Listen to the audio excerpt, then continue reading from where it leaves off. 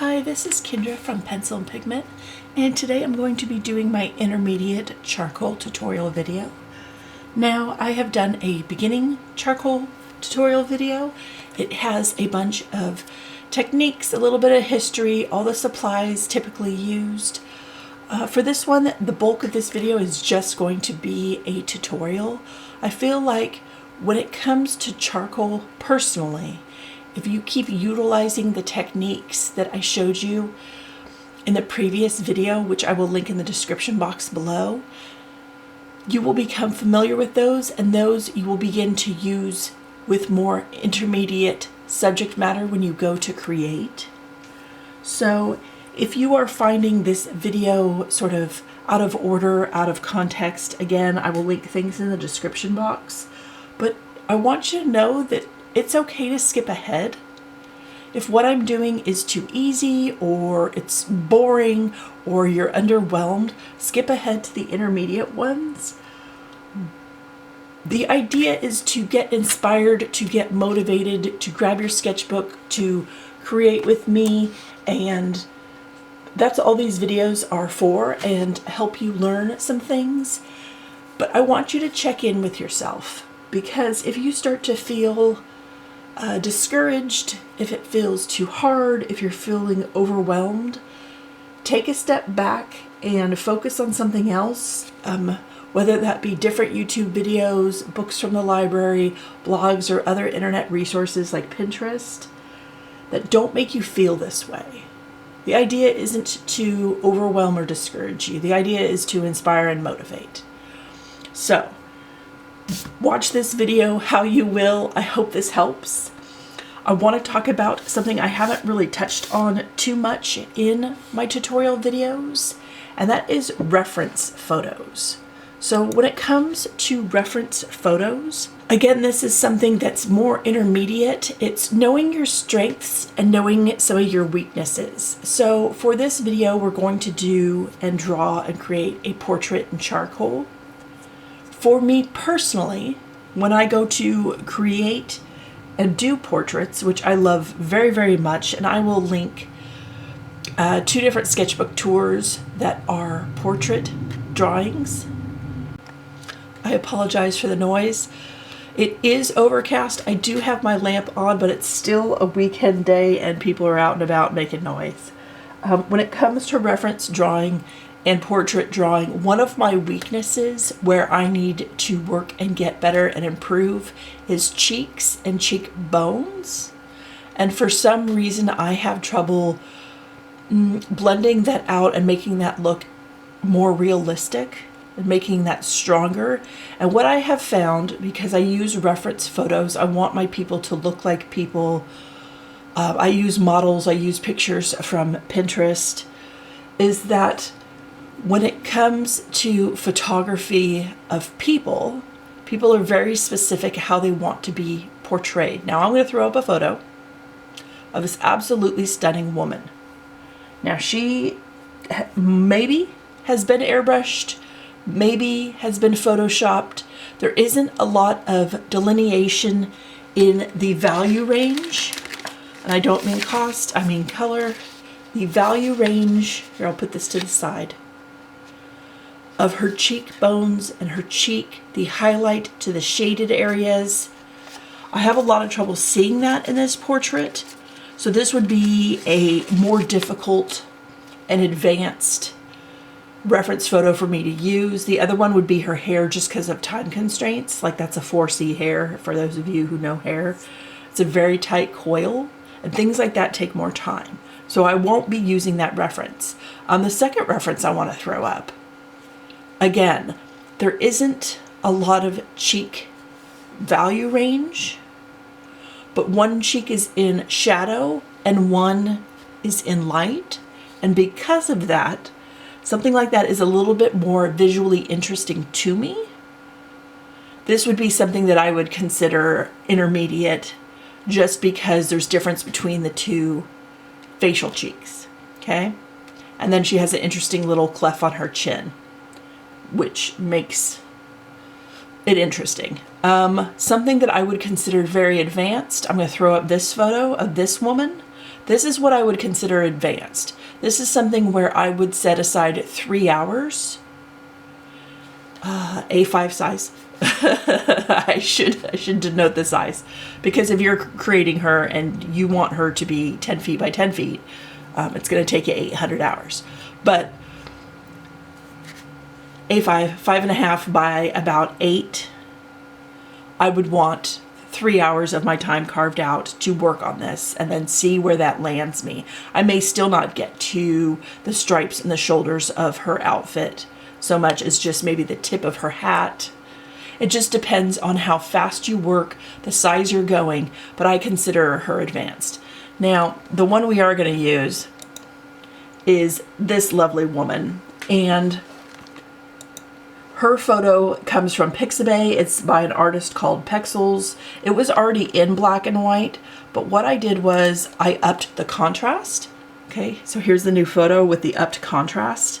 And this is something you can do on Photopea. I will link that reference down below. It works a lot like Photoshop. If you want to change and heighten your value range so you have darker darks and lighter lights, that is something you can do in a photo editing thing.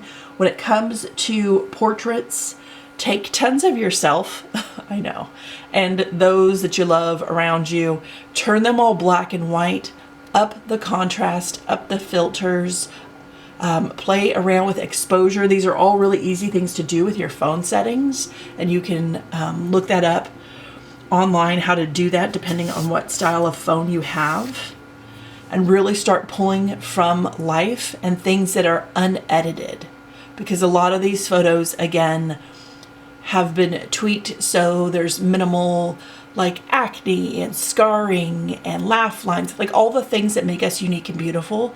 A lot of that gets removed so there's more sameness between us, especially when it comes to models. But I tend personally to draw models because, one, they consent to having their face shown, and two, a lot of them are very lean and I can see sort of the cheekbones peeking out, and that helps me for reference. So again, a lot of this with intermediate is knowing your strengths, knowing your weaknesses, and pulling references that really assist you, unless you've plateaued in your level of creation and you need to start pulling harder ones. If all your stuff starts looking the same, you need to up the time you're creating, or start picking harder references, or stop using references altogether. Start getting sculpting books are really, really good for anatomy. Start pulling things like that that can be really, really helpful. So for supplies, I have a bunch of things. So I have some Generals compressed. I have some very light vine. I have another Knitbrooms very light vine. And this is great for sketching out because it's such a light charcoal that if I don't like something, I can kind of blend it out, lift and erase it. I also have some charcoal pencils. I have Derwent in dark, which is the equivalent of Caran d'Ache's black soft. If you love charcoal, but you're not a fan of getting covered in charcoal pencils may be an easier, fun thing for you. They're just harder to sharpen because it's so soft. So you got to kind of sharpen backwards with an X-Acto blade. Now, so these are some of the charcoals I'm going to be using from my box of charcoals and things. For blenders, for erasers, for lifting, there are options. I'm all out of the inserts for the Mono Zero, but this is a great one for charcoal. Stick erasers that work really well. This one is by Faber-Castell. I like the pink end more than the white. For lifting fine tune, little fine point. This can be sharpened for a point.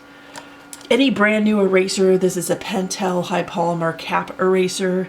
You may not be able to see that because it's white on white. This is what it looks like. It's brand new. I might use that one. Again, the kneaded eraser is the one that is recommended, and you can kind of shape it into points. I want to talk about a couple really weird erasers real quick. Kokyo Kadukeski makes a 28 corner eraser, and this one actually won a design award back in the early 2000s. I will throw up the picture of this eraser.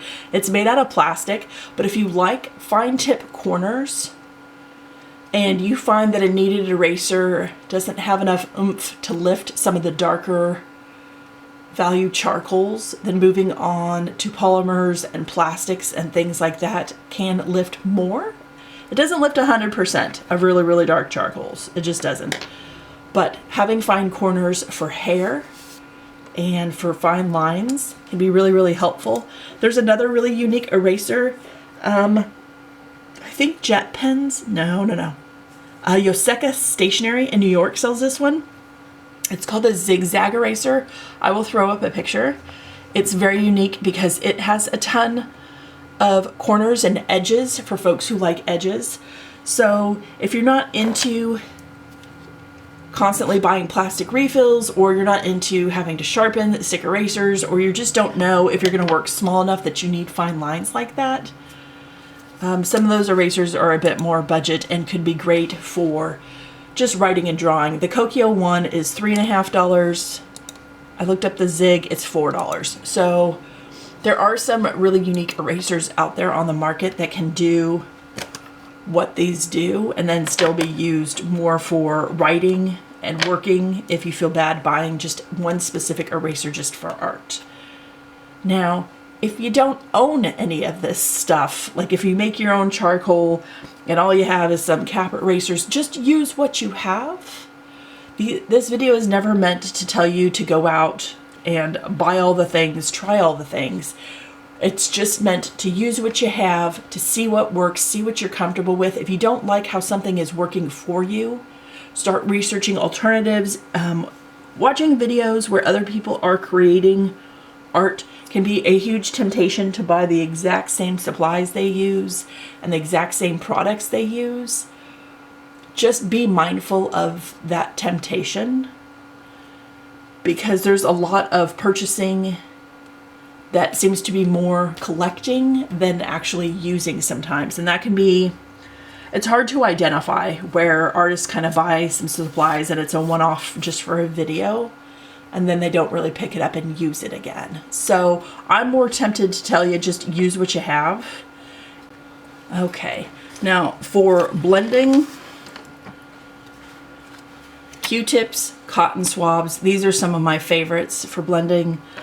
A chamois, up to you. It's not my favorite, but I have one. My kids like it more. These are fingers cut off of gloves used for washing dishes.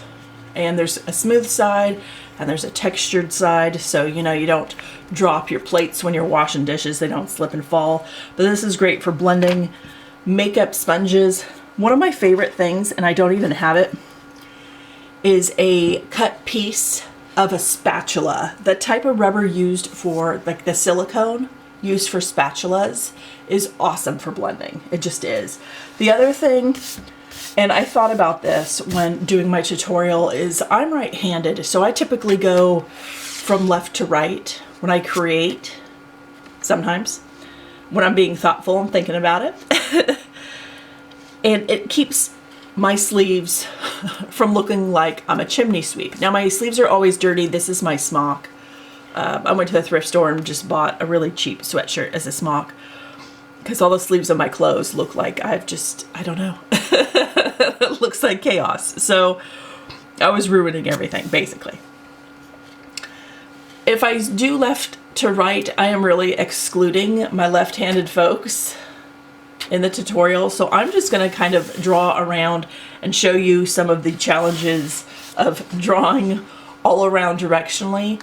I have a piece of neon paper, and this is going to be my hand guard as I create, because I tend to leave my hand on the page and I really don't want to smear the charcoal as I go.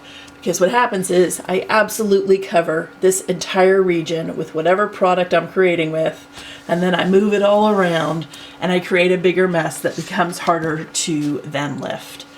So if you have a special like drawing glove, pop that on.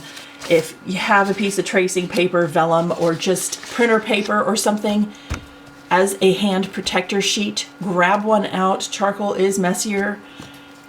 and then have some form of fixative spray that is made for charcoal for when we're done, so it doesn't fall off the page. I am using the Softbound Stillman & Burn Epsilon. This is the Portrait 8x10. I wanted something a little bit bigger than A5, but a little smaller than A4, just so I can kind of get her all on one page and do her a little bit of spatial justice when we go to create and do this tutorial. Have a handguard of some form. We're gonna get messy. You ready? All right, so with this, I am going to grab a very fine, and I will zoom in on areas that clearly need a bit more zooming. Oh, that didn't help much, did it? All right, we'll go back to that one.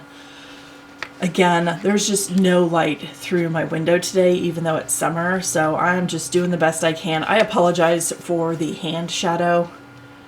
Let's see if I can really blow out the light here.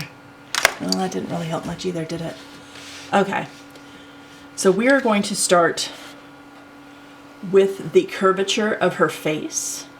I really want to get that laid out and see where that's at on my page. Now she has a lot more hair on the left and a little tiny bit of hair that really defines the sort of 3/4 profile almost. She's not facing us directly. She's not face on, and she's not in profile. It's kind of 3/4.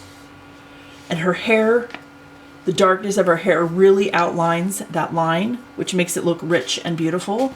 And we're going to go for that. Now, looking at her face, she has a bit of hair that's taller.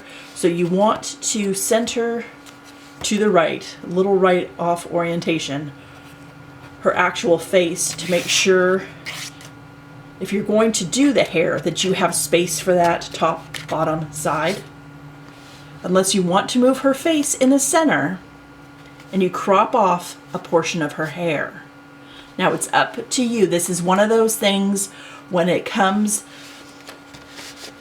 to lining things up and understanding, centering the main focal point, how you want this to look. The photograph has her offset because I have clipped it. I've clipped out the background noise. It is up to you how you center the face. So I'm going to come in and I am just going to do an arching line that comes in. That is her eyebrow. This is her eyebrow right here. And then it comes back out, and this is arched. This is her cheekbone, and it comes down, okay? Her cheekbone that comes down to chin. This is the line for her face. This chin eventually gets really blended out with hair. We don't have to worry too much about that. It comes back up. It comes in right around here.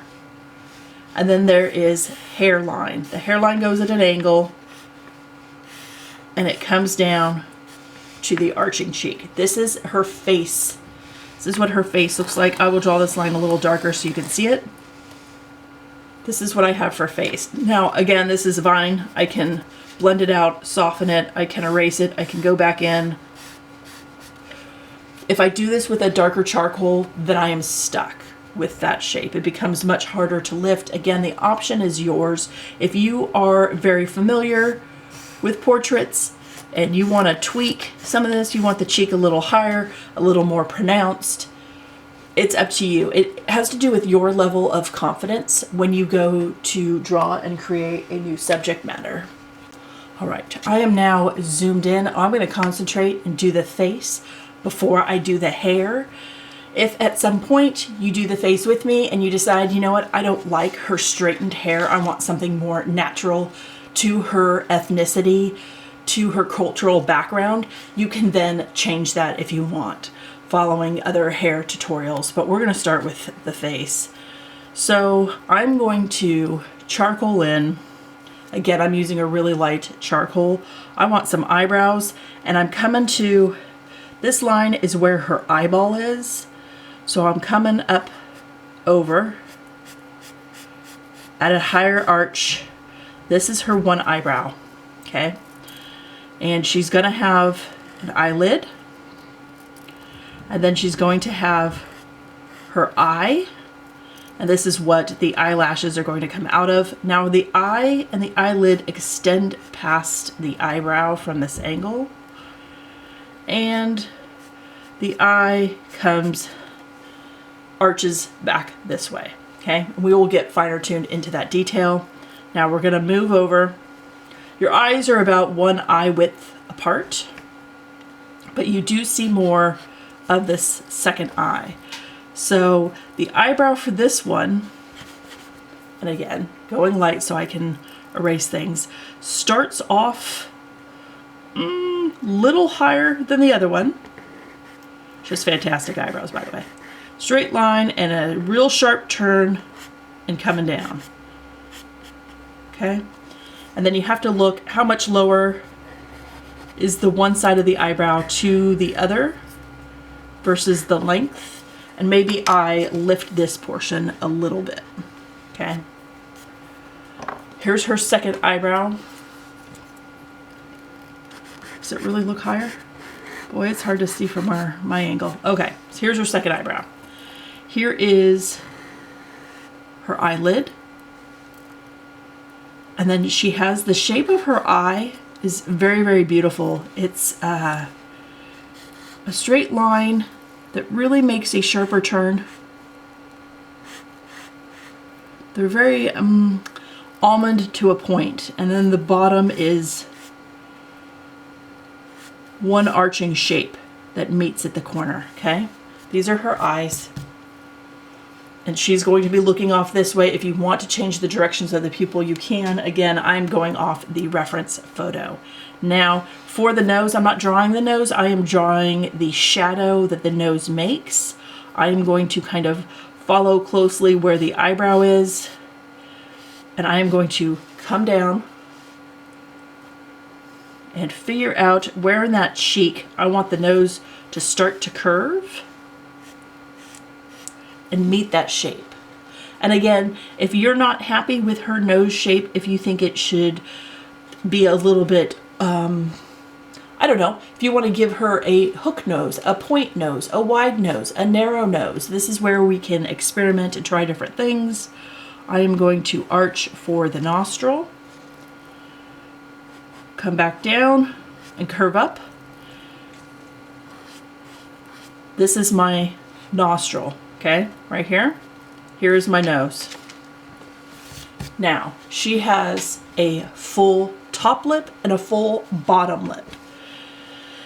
Some portraits that you go to draw, one can be tinier than the other, one could be bigger than the other, there can be little to no. Facial hair with gentlemen can be more difficult, or different folks that have facial hair. So she has a Cupid's bow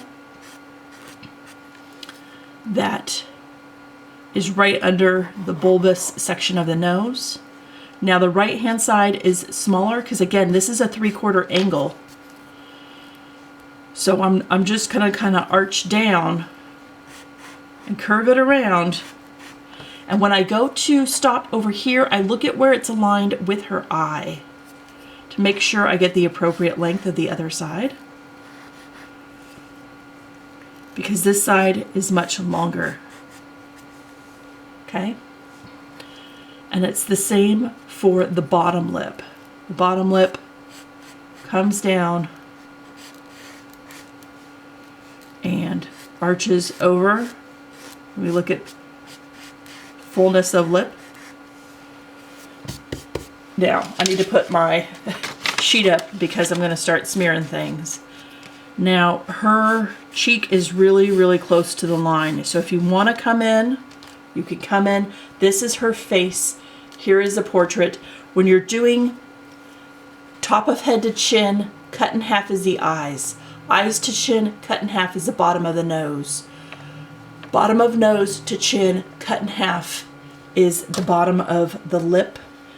These are general guidelines for proportions for faces. These don't always ring true. They just don't. I wish they did for teaching purposes, but as children, everything is more squashed close together. And people of, again, different cultures, different ethnicities, you will find that these portions don't ring true. So for this is kind of general. I really like the spatial layout of her face, and that's why I chose this photo. So I am going to now go in and start shading. The left side is darker than the right. The right side is where the sun is shining. It's shining on her face. Obviously, wherever she's at, there might be a little bit of wind. And I am just practicing with pressure, more pigment, darker color, okay? And right here, I'm adding pressure. I can see her cheek. There is a cheek highlight. It sort of shaped her cheek kind of like, almost like this, okay? Where this has a different level of highlight. And again, this is just a really soft, pale charcoal that's Vine. If this was in pencil form, it would be called light. And then she has underneath her chin that goes over, and I want you to kind of see this shape. This is a really dark shadow line here that goes from the bottom of her lip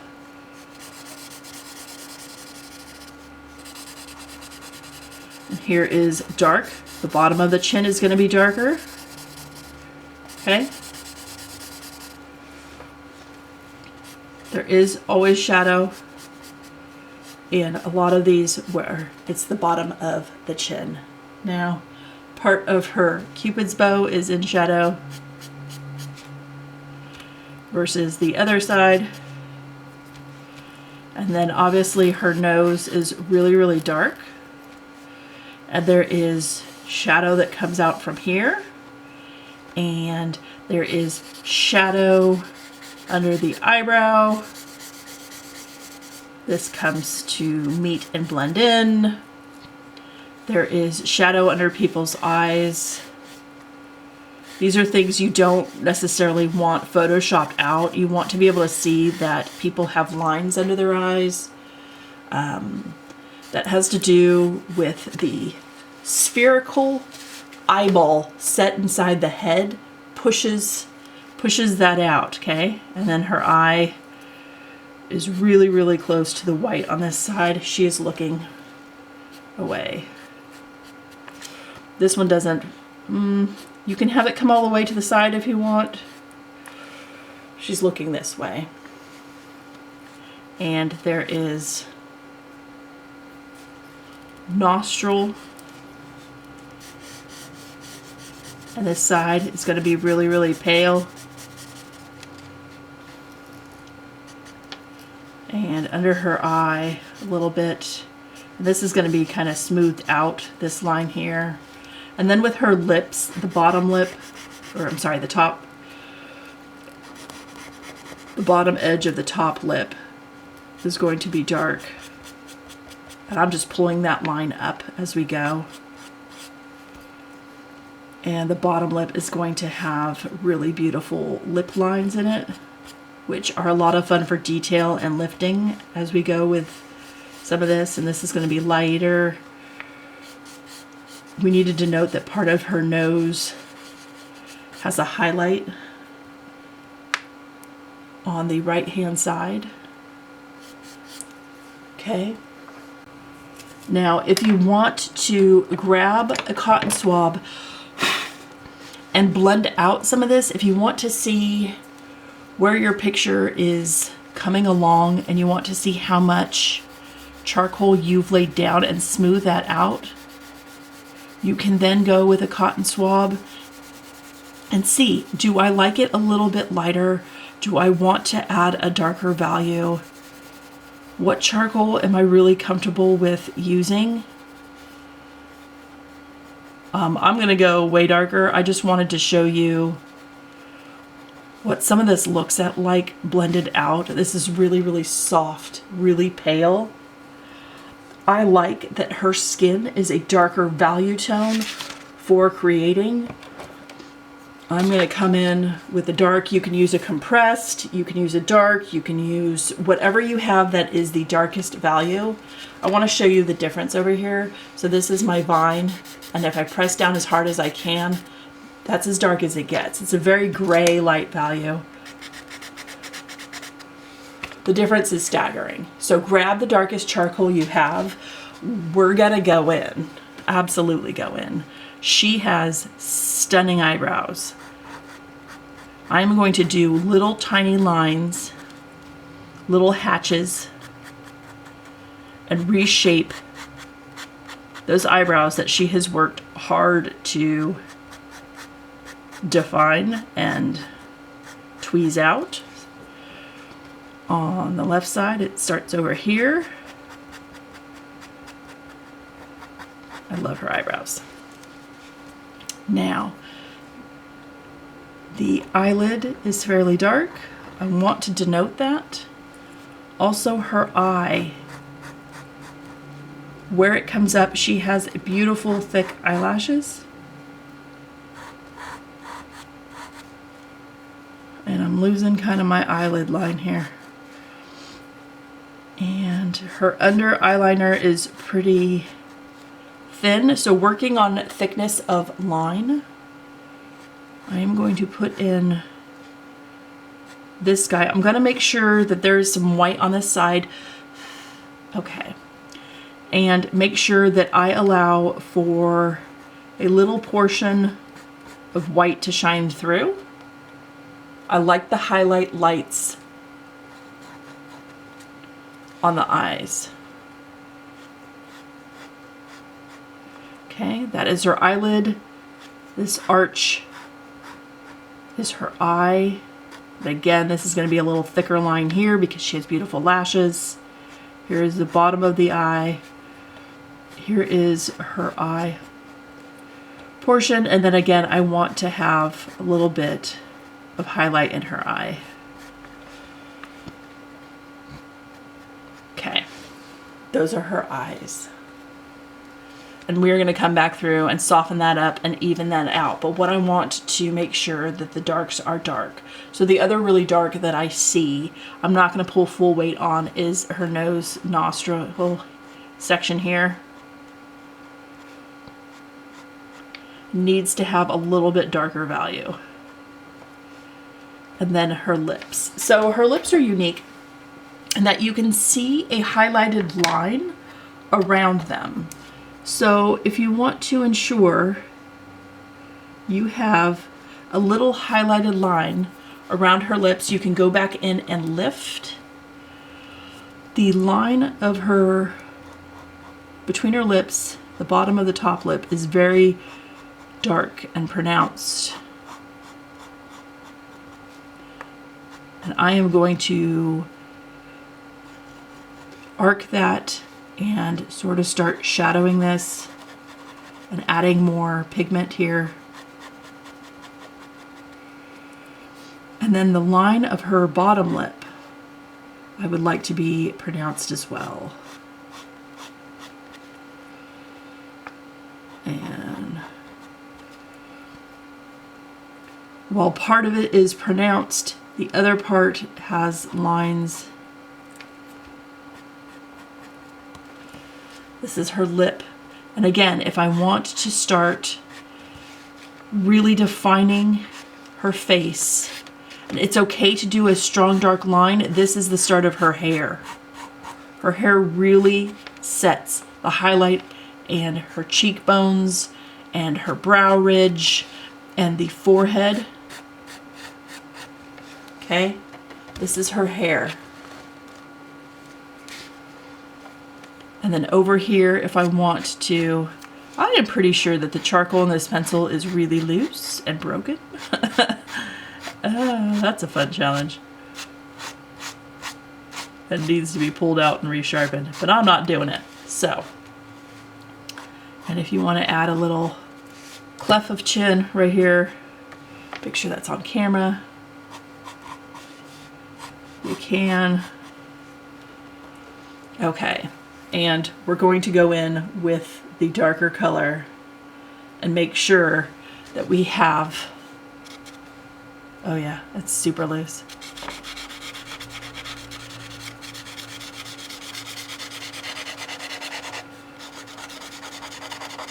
And again, we're going to blend this out. You can use tortillons, paper stumps.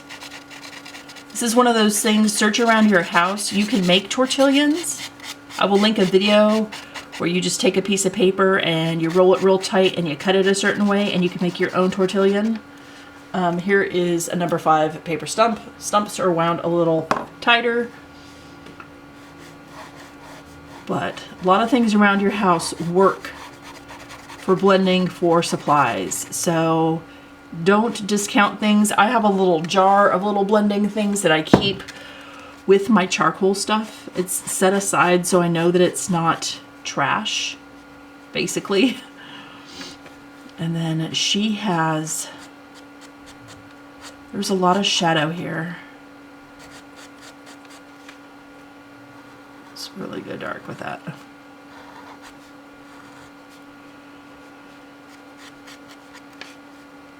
She's so pretty. Okay. And we're really lucky with this photo. It started off as black and white, so you immediately see the potential. But I see where her cheek is lighter and where it's darker.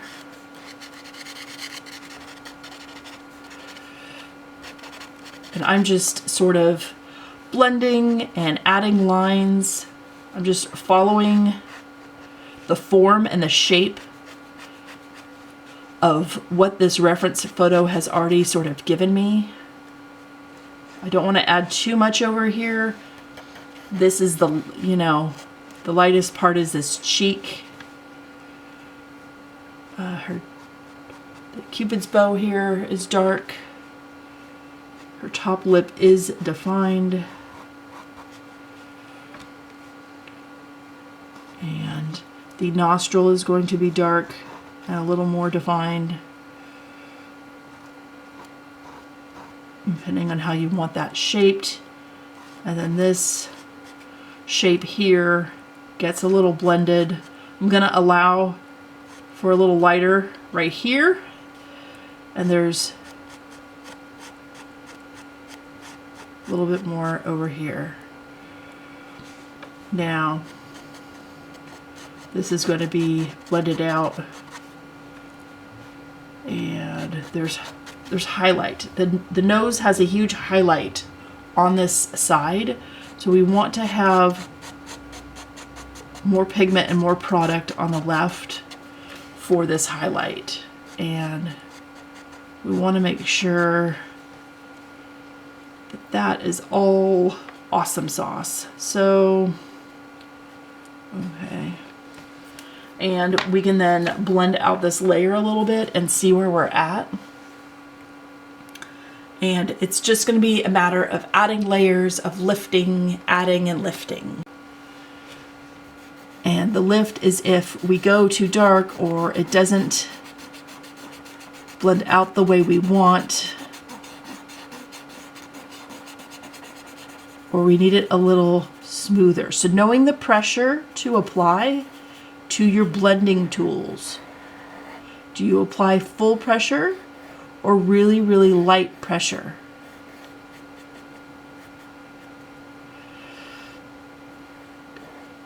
I like her eyes. Whoever this model is, thank you. I'm going to a new clean end here. This is the highlight. I want to keep that lighter.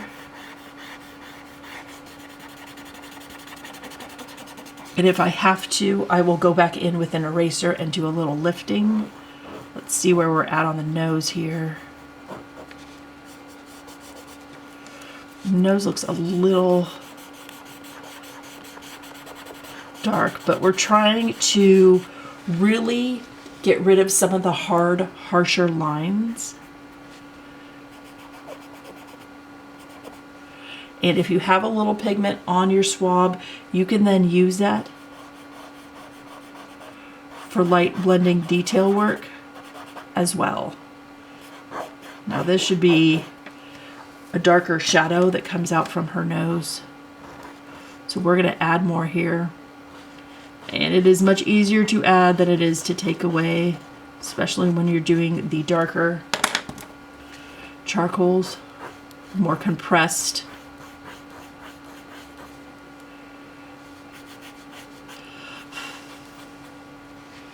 Now,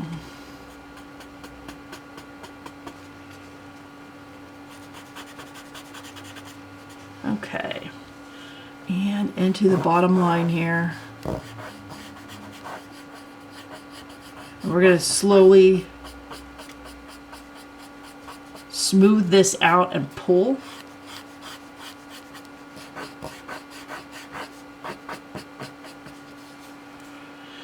And for her lip. And we can go in and I can zoom in and we can do a more detailed section of her lip. This kind of arches. Here's the eye, and this is why you may want to go a little bigger. And this can sort of fade out. You figure out how much light pigment you want to have. There is much more light here. Let's do a little eraser. You can also blend out with paint brushes. If you are a painter, a watercolorist, again, I want to make sure that the cheek on this side is as light as possible. The benefit of the kneaded eraser is you do not get the little trash pieces from the eraser that then have to be sort of smeared off. I use a paintbrush, or what really works is a blush brush. All right, so we start to have the darker and the light, and you're seeing it start to come together a little bit more with this layering. Now, let's focus in on the lip real quick. Okay, I will link this photo if you want to download it in a larger size and then blow it up on your computer or your phone. But when I look at her lip, okay, I see the really dark line that is her bottom, and I see the dark line that divides the two lips. And I start to see, what is the best tool for this? I'm going to use the compressed because there's such hard lines. For the value of the lip lines, she has really great lip lines. I get a little carried away. And again, she has a little tiny lighter line that starts to come down and really define her lips. And then there is shadow over here. So I need to make sure that when I am blending out, it's really soft. And again, working larger allows you the space to make sure you get some of these finer details in. But the key thing here is to allocate the right amount of time. So if you need a few hours, allocate the hours to doing this. This isn't something that where rushing works. So, and that kind of defines beginning and intermediate, is knowing that these details and these things start to take time. I am going to blend out this harsher line right here. It is not adding to my illustration, but instead becoming a little bit more distracting.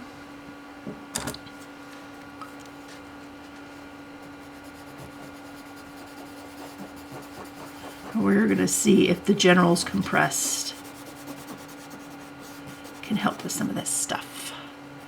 I want to make sure that I still have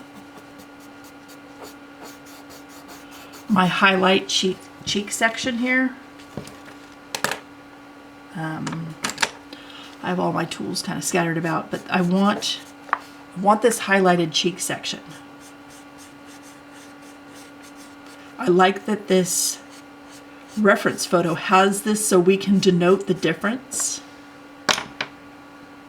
And And I'm just using a swab. You can also blend with a stump or go back and use the Vine charcoal.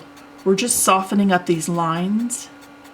And with charcoal, you can keep working and reworking it as long as the erasers and the tools you're using aren't compromising the paper. What you don't want to do is use tools that will pull at the fibers of the page and destroy them, and like have your paper pill or do something strange like that. You want to make sure that your products are nice and soft. So if you want to keep lifting, you want to keep trying. If an area isn't working for you value-wise, you want to be able to go back in and blend it out and keep trying with it. That you're using really soft things. Now, I feel like her lid is a little bit lighter. And I'm going to lighten just a little bit under. I want to do the eyelash line, and it is real close to the bottom of her eyelid. Real close. And then there's kind of curls. I'm going to angle her lashes up a little bit. There are eyelash curlers. If you are a gentleman or someone that does not use or apply makeup and you're trying to understand like why her eyelashes are so curled up, there are eyelash curlers that achieve this effect for those who desire it. So,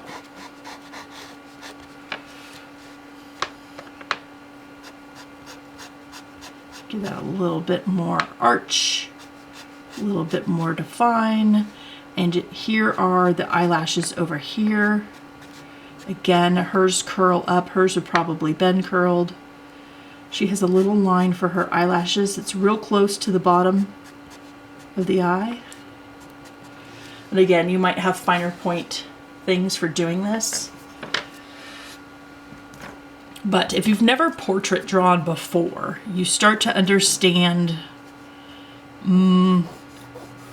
where some of the tricks, where some of the things, here I want this blended back in, I want this darker over here. Things can be tricky in certain areas and certain parts. And finding reference photos that really lean into showing that and defining certain things can be really, really, really, really helpful. Again, you'll have to practice. You can go online, you can go to Pinterest, you can type in portrait or face and see what comes up. You can type in black and white portrait and see what comes up, see what people have. And again, I'm just blending and blending and blending.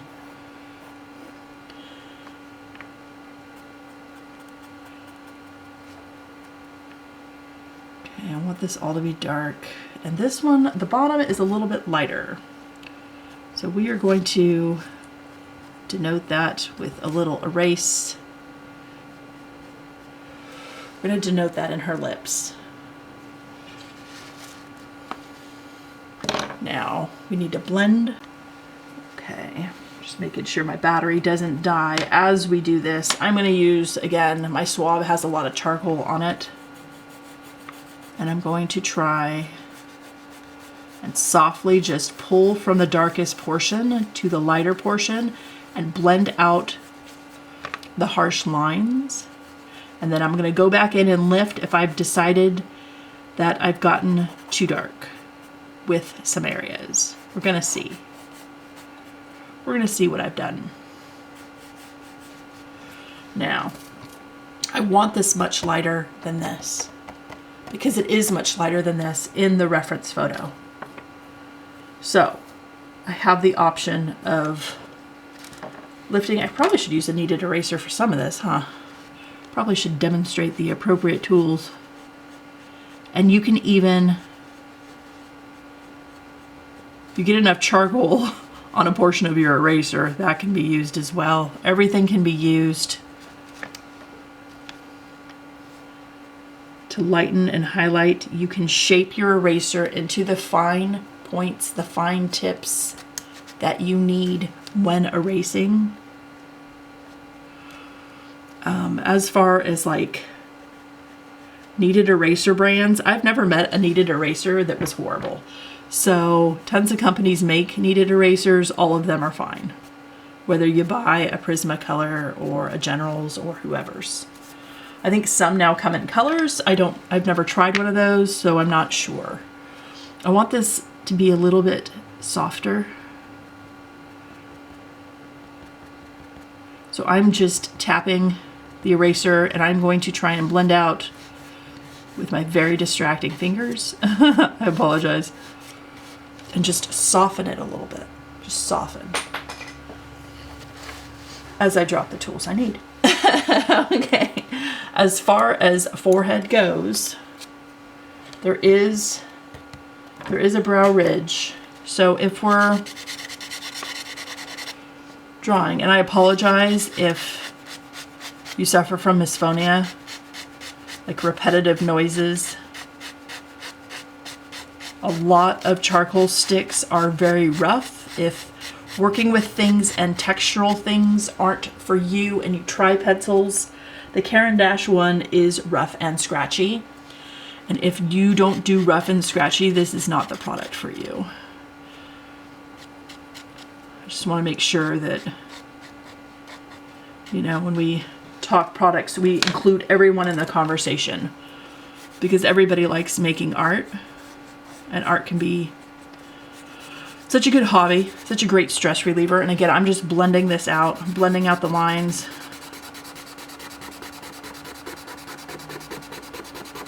This is a very smooth. The Epsilon from Stillman Burn has zero texture. So if you're using a paper that has texture, you get that added bonus in your creation. And I am just blending this out with the charcoal that's on here. I'm going to have to go in and lighten those lines. I don't like those.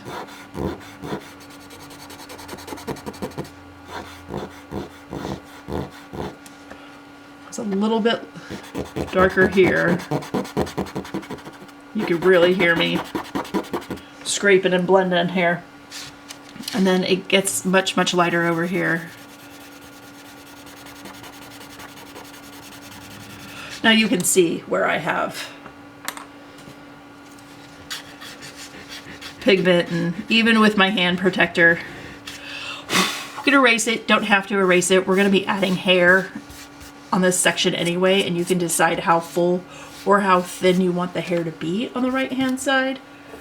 But we need to make sure, because the central focus is the face, we need to make sure that we get the face. Now I am seeing some charcoal bits that are too heavy in certain places. I want to, let's add some of this fine, the softer. I think that's what dropped was my knit rim. That's fine. You will notice that with some of the charcoals, they are cooler charcoals, and some of these charcoals are warmer charcoals. So some of them have more of a brown to them, and some of them have more of a grayish, darkish blue. And with color theory and practice, you will start to see more of this and pick up some of this as you work. Didn't that just sound horrible? I'm sorry. I'm so sorry.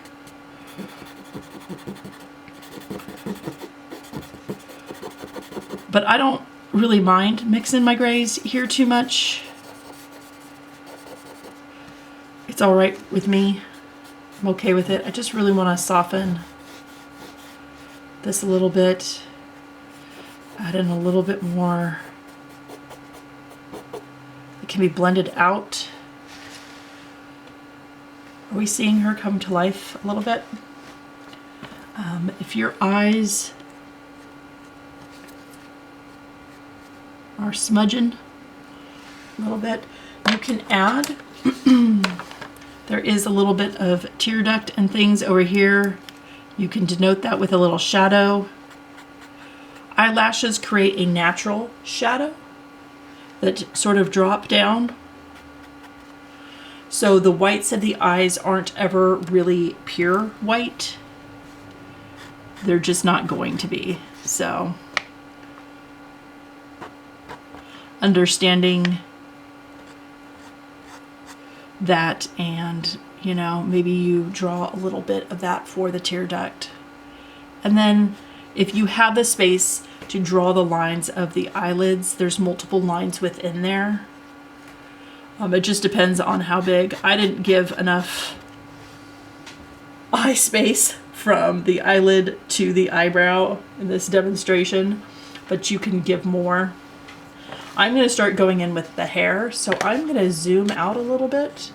Let's see. The one thing I want to do is make sure there is a highlight around the nose. Did you see that? The little highlight line? So I am going to denote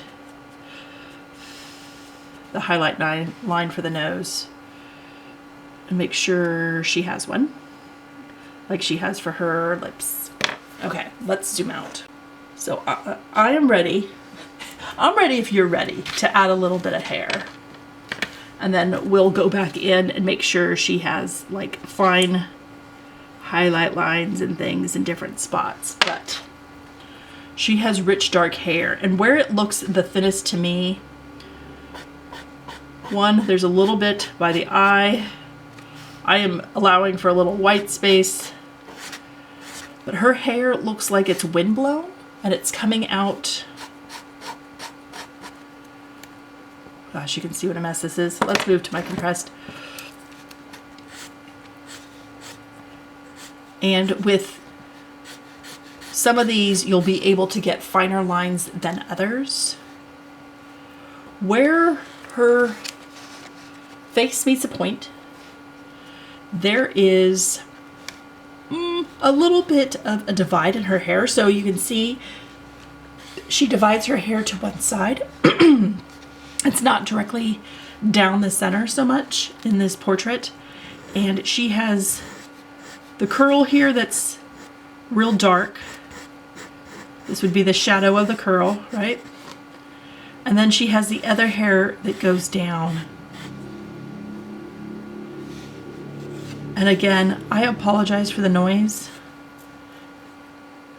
It's a dry day, it's a cloudy day, but it's not wet, so folks are out and about. Now I'm gonna go in with a lighter gray here.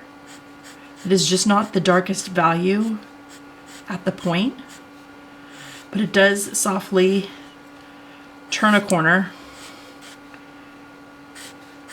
And I will end up blending the gray in with this really dark black, but she has a little bit of like baby hairs, baby curls. And then it starts to get really, really dark in value.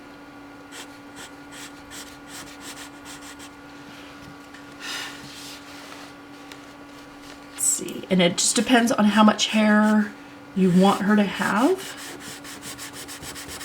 See, I can go in with the darkest and press down the hardest. Just make sure, you know, it's gonna kick up a lot of product. But you blow that away, not towards things. And even towards under her chin, it's almost pitch black here. So I'm just gonna kind of round it off. I don't know how long you wanted this tutorial to be. I'm just doing what I think intermediate is to me with the time constraints. So I'm ending her hair right there. And then over on this side, she's starting to come together, right? This is where we have to be careful that we don't smudge things. So grab your paper, you know, put your hand on it. This is going to be really dark. And we're going to want to blend in this really dark value to the face value a little bit.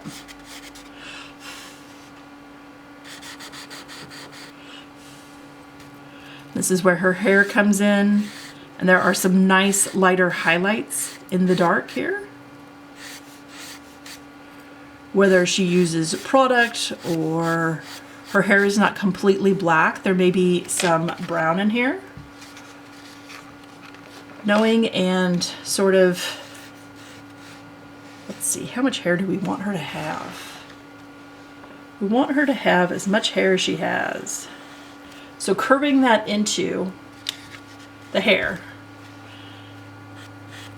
And knowing that there's a little bit of a defined line with hair, you see a little bit on the other side, but all this is coming over this way. All of it is. And you can start at the line and come out. And you can have it come down and be as big and as beautiful as you want her hair to be. Now her hand is in her hair and it's fluffing it. We could denote, I'm just going to swallow my swatch whole here. Okay. Ooh, I'm dropping more things. Her hand starts at the lip. I'm putting it with where the two lips meet. I'm just going to arch and come down and kind of come down. And this is the space, the negative space I am leaving for the hand. And most of this is going to be completely black. And what we're going to do is we're going to come in and we're going to lift for highlights. That's probably the quickest and easiest way to do this. In the meantime, though, I am going to make a hot mess with all this product. Filling in her hair. Just make sure I'm good here. And there's kind of a section that arches here that's dark. And there's some lighter hair sections here.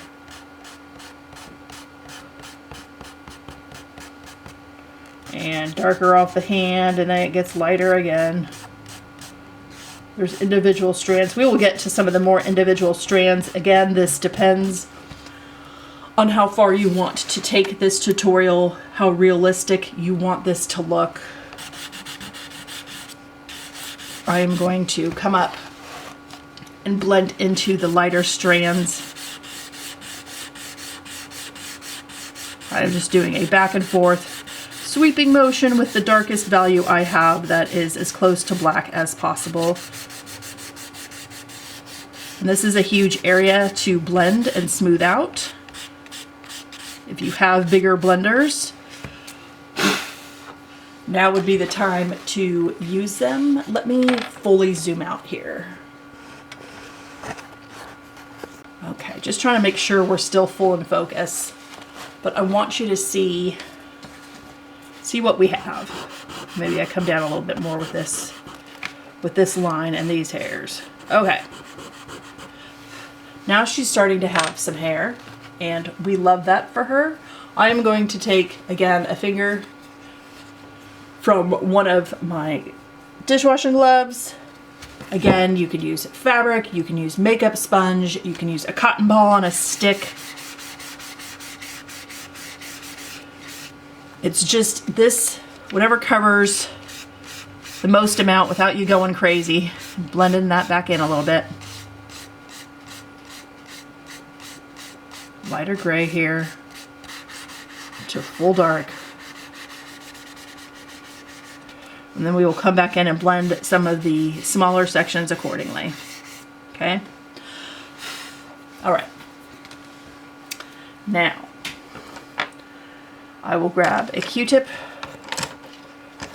I want to blend her hair into her face. And I will pull. And I will blend that in. These are different charcoals. Again, they have different underlining tones. If that bothers you, stick with all one charcoal while you work. Find a brand you like that makes different sizes or different things. You can break your charcoal in different ways so you can get the pieces that you need to get into the areas you're trying to draw in.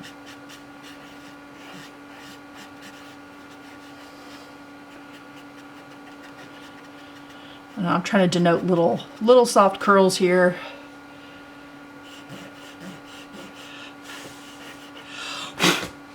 And now we know why my desk is messy. You can soften some of these lines. You can leave some of them harsh. It's hair. Hair clumps. Hair gathers. Hair does unique and weird stuff. So what I'm going to do, let's blend. There's no part of her hair that's really white. We need to acknowledge that. There's just no white in her hair. There's varying shades of gray. And some of the grays are really light, and those are the highlight on top. Now, fun thing about hair, especially when you're doing hair that is windblown like hers a little bit, is hair goes in all directions. So you could grab your kneaded eraser, your stick eraser. You could come in and you can really define some of these strands. Here, let me get closer. You can see in some of these areas that the hair does what it wants. Again, I need to have some form of paper shield up that's helping me here. And coming back in and drawing and lifting those and giving attention to those. And it's just a little bit of curly hair right here. Given that it's due. A lot of folks have multiple textures within their hair. It's nice to acknowledge some of that. This is going to come over. And if your eraser is getting kind of gummy, you can clean it on a page, get some of that charcoal off of it, and then some of her hair whips in different directions, and you can add that. You can add that in by lifting, and depending on the amount of pressure you're using when you're lifting, you can really show that her hair is being blown around, and that some of it is curly. Again, I just wiped my eraser off on the page to get some of the charcoal off so it's clean again. And you can bring some of it forward from back here.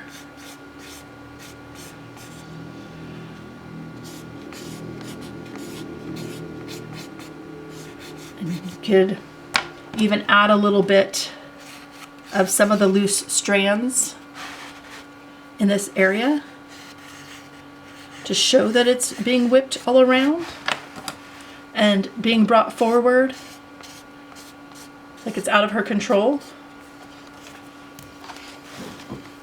Hair isn't perfectly symmetrical, so there should be loose things and wild things and things coming everywhere. There's also lots and lots of strands on this negative space shape we created for her hand. So having lots of hair whip through there at different thicknesses, different directions. Okay? Understanding that. Going in with your cleaned off eraser and really adding maybe some highlights to those hairs. There's definitely hairs from behind that are coming back around. And some hairs that are right here. And you start by really light pressure to deep pressure to light pressure again. And you can see where those hairs are sort of being highlighted. We can give her highlighted hair over on this side. And really practice those techniques in the beginning video of lifting and pressure and shape.